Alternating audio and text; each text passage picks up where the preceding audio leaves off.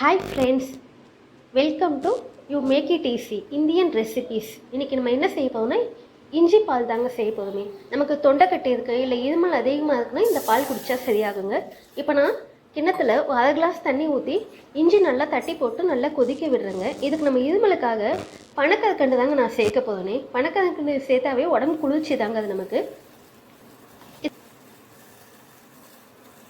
இதில் சின்ன பசங்களும் குடிக்கலாம், பெரியவங்களும் குடிக்கலாங்க, யார் வேணாலும் குடிக்கலாம். இது நான் பனக்கற்கண்டு ஒரு 5 ஸ்பூன் சேர்த்துக்கிறேங்க. சின்ன ஸ்பூன்னால 5 ஸ்பூன் சேர்க்குறேன்னா, நீங்கள் பெரிய ஸ்பூன் 2 ஸ்பூன் போட்டால் போதுங்க.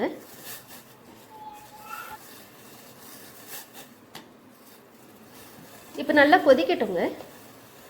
இந்த பனக்கற்கண்டு இஞ்சி நல்லா கலந்து நல்லா கொதித்து இது 1/4 கிளாஸாக வரட்டுங்க. நான் 1/2 டம்ளர் ஊற்றிருக்கேன். பார்த்தீங்களா, நல்லா 1/4 கிளாஸோடு கொஞ்சம் கம்மியாக வந்துடுச்சு. இப்போ நான் பாலும் காய வச்சுட்டேன். பால் நல்லா காஞ்சிகிட்ருக்கு. இது நல்லா கொதிச்சு வருதுங்க. காஞ்சிடுச்சு. இதில் நான் 1 கிளாஸ் பால் கலக்குறேங்க. பால் கலந்தாச்சு. இதுவும் நல்லா மீடியம் ஃப்ளேமில் வச்சு கொதிக்க விடுங்க. ஹை ஃப்ளேம் வேண்டாங்க, எப்போவுமே அடிப்பிடிக்கும். நல்லா கொதிச்சு வருதுங்க. இஞ்சியோட வாசனையும் அந்த பனக்கற்கண்டு வாசனையும் நல்லா வருதுங்க பாலில். இப்போ இது நல்லா கொதிச்சு வரட்டுங்க.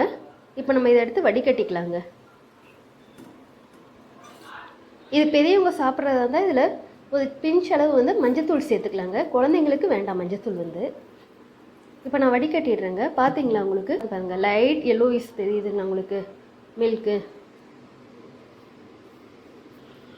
பசங்களுக்கு இது கொடுத்தீங்கன்னா விரும்பி சாப்பிடுவாங்க, பனக்கற்கண்டு அந்த இனிப்புக்காக. சின்னவங்க பெரியவங்க இதை நீங்கள் சாப்பிட்லாங்க. உங்களுக்கு எப்பயாவது இது மாதிரி வந்துச்சுன்னா இதே போல் போட்டு உங்கள் வீட்டில் குடிங்க இஞ்சி பால். வேறு ஒரு வீடியோவில் நம்ம பார்க்கலாங்க. தேங்க்யூ.